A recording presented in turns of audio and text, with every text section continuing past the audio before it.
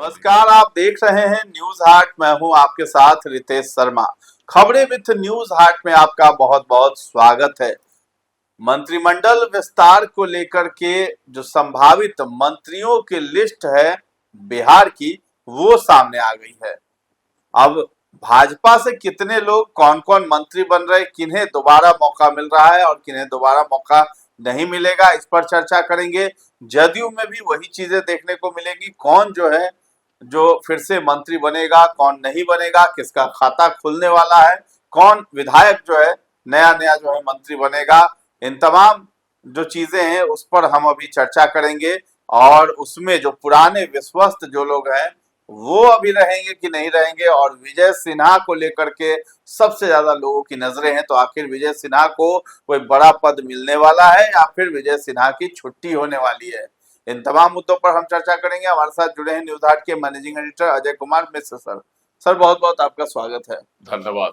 शुरुआत करते हैं विजय सिन्हा को लेकर के ही जो कयास लग रहे थे, क्या उसमें कितनी सच्चाई है और कितने लोग जो है मंत्रियों की लिस्ट में अभी आ रहे हैं? देखिए, सम्राट चौधरी की सरकार ने कल विधानसभा में विश्वास मत हासिल कर लिया। एकदम ध्वनि मत से विपक्ष किसी ने भी मत विभाजन की मांग नहीं की। तो जब अब सरकार विश्वास मत हासिल कर ली है तो स्वाभाविक है कि अब मंत्रिपरिषद का गठन होगा। अब इसके लिए जो है कवायद शुरू हो गई है। कौन मंत्री बनेंगे, कौन छटेंगे, है ना, कौन हटेंगे, किसका जो है मंत्रिपरिषद में प्रवेश होगा नए चेहरे का। तो ये सब अब रणनीतियां बननी शुरू हो गई है। हालांकि देखिए, अभी 4-5 राज्य में चुनाव चल रहा है, तो 4 में तो अब हो गया संपन्न। केरल, पुडुचेरी, केरलम कहिए उसको, अब केरल नहीं, केरलम, पुडुचेरी, असम और तमिलनाडु में तो संपन्न हो गया। बंगाल का एक चरण हो गया कल परसों, और दूसरा चरण 29 तारीख को होगा। 152 सीट पर हो गया और 142 सीट पर 29 तारीख को होगा मतदान। तब उसके बाद 4 तारीख को रिजल्ट आएगा उस तमाम इन 5 राज्यों का। उसके बाद है कि बिहार में मंत्रिपरिषद का विस्तार होगा।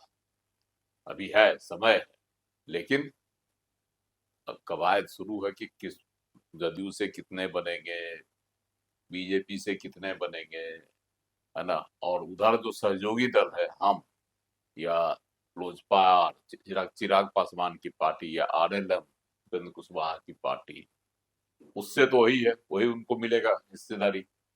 2 आएंगे लोजपा आर से, एक आएंगे हम से और एक रहेंगे आरएलएम से। तो यही उनकी तो यही है।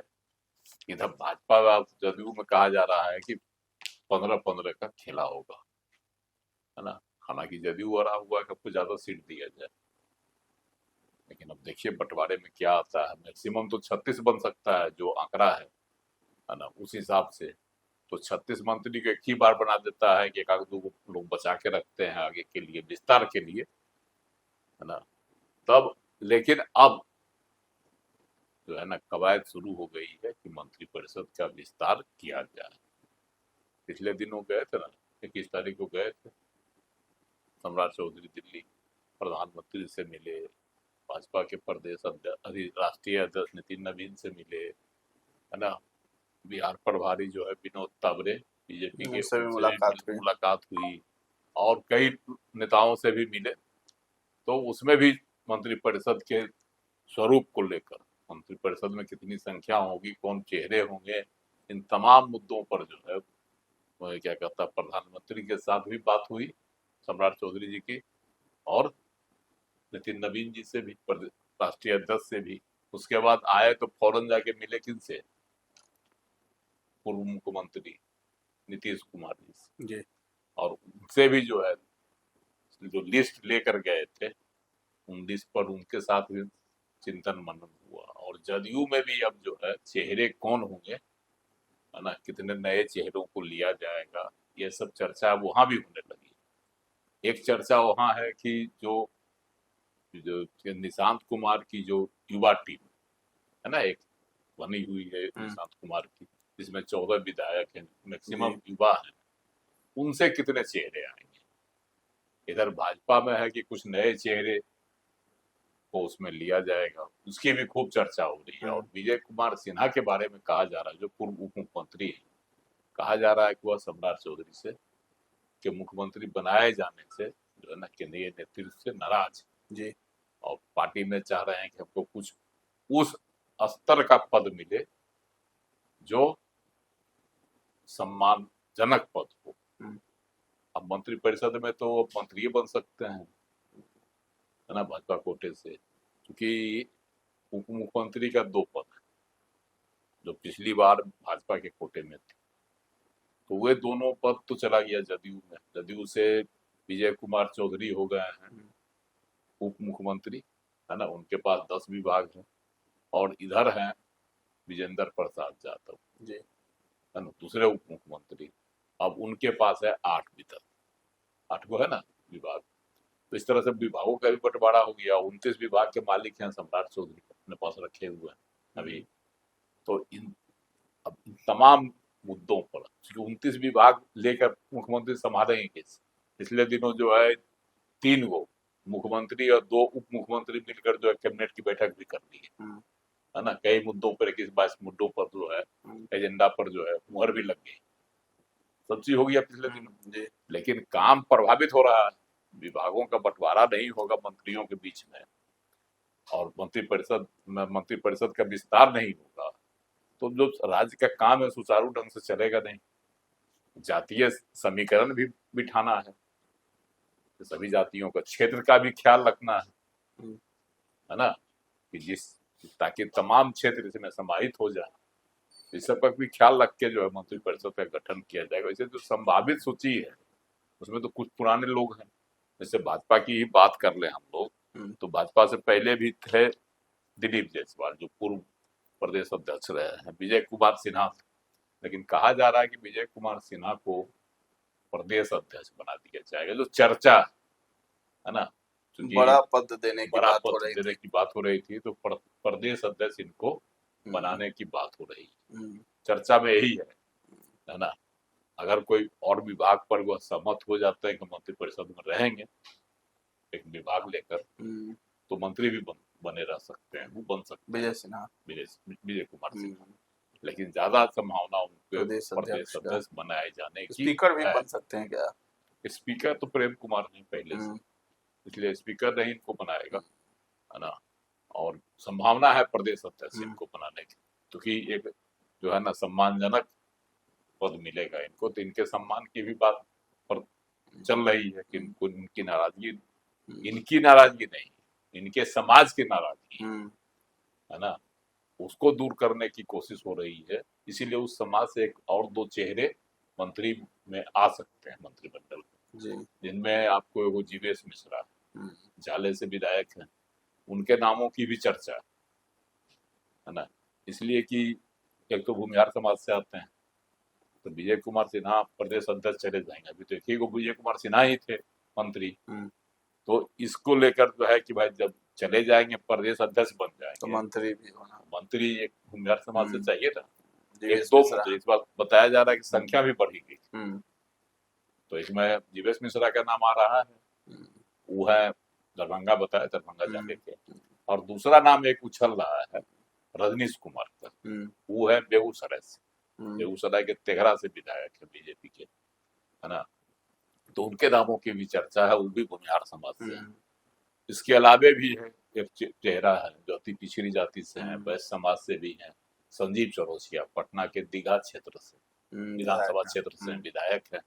और पटना में नितिन नवीन चले गए केंद्र की राजनीति में, राष्ट्रीय अध्यक्ष बन गए हैं पार्टी के, तो पटना से का प्रतिनिधित्व अभी तक जो है मंत्रिपरिषद में नितिन नवीन कर रहे थे, तो वह भी खाली हो गया है। तब उसकी जगह भरपाई करने के लिए संजीव चौरसिया का नाम जोड़ा जा रहा है, क्योंकि संजीव चौरसिया जो है एक तो ईबीसी है, यह भी एक हो जाएगा कोटा, और दूसरा है कि पटना के कोटे की भरपाई भी हो जाएगी, इसलिए उनके नाम पर भी चर्चा चल रही है। और एक पटना सिटी से कुशवाहा समाज से आते हैं, हालांकि कुशवाहा जो है सम्राट चौधरी तो मुख्यमंत्री ही हैं। तो कुशवाहा समाज को अब कितना अहमियत दी जाएगी, है ना। लेकिन फिर भी लोग का मतलब है चर्चा में कि रत्नेश्वर कुशवाहा को भी जो है ना मौका मिलेगा, मौका मिल सकता है मंत्री बनेगा। मंत्री बनने का। इसके अलावे तो जो पुराने चेहरे हैं बीजेपी कोटा से, जैसे दिलीप जायसवाल हैं, मंगल पांडे हैं, रामकृपाल यादव हैं, संजय टाइगर हैं, है ना, श्रेयसी सिंह को तो बनाएगा ही बनाएगा। लखेंद्र पासवान है दलित कोटे से, उनको भी बनाएगा। रमा निषाद हैं, प्रमोद कुमार चंद्रवंशी हैं, अति पिछड़ा समाज से आते हैं। अरुण शंकर प्रसाद भी अति पिछड़ा समाज से आते हैं, वैश्य समाज से आते हैं जी। उसके अलावे है आपको जनक राम, एक नया नाम इसमें जुटने जा रहा है जनक राम का, क्योंकि चर्चा थी कि जनक राम प्रदेश ये क्या कहता है सीएम, हाँ सीएम बन सकते हैं दलित कोटा से, क्योंकि तो भाजपा के किसी भी राज्यों में जो भाजपा शासित राज्य है वहाँ कोई दलित मुख्यमंत्री नहीं।